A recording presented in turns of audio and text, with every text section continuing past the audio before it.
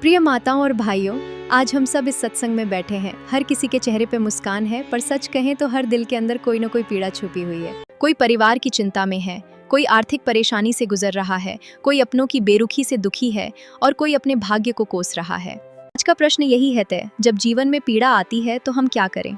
सबसे पहले एक सच्चाई समझ लीजिए, जीवन में जो भी होता है वो व्यर्थ नहीं होता। ईश्वर बिना कारण किसी को कष्ट नहीं देता।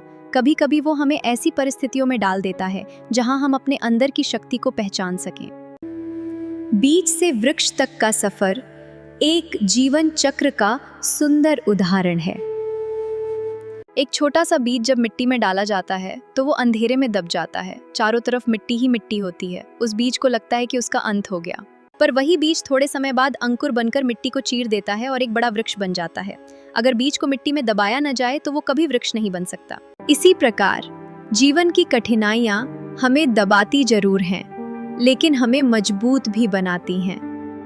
मन टूट जाता है तो बस एक ही सहारा बचता है।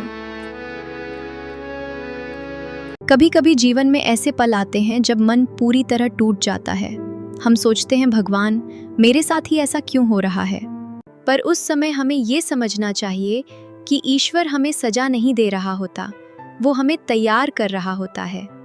जैसे सोने को आग में तपाया जाता है तभी वह शुद्ध और चमकदार बनता है, वैसे ही इंसान को भी कठिन परिस्थितियों से गुजरना पड़ता है। जीवन में दुख का एक गहरा उद्देश्य है जिसे हमें समझना चाहिए। दुख हमें 3 महत्वपूर्ण बातें सिखाता है। पहला, धैर्य।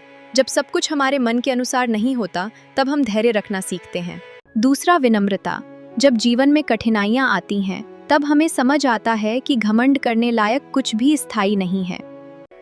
तीसरा, करुणा। जो इंसान खुद दर्द से गुजरा होता है वही दूसरों के दर्द को सच्चे दिल से समझ सकता है।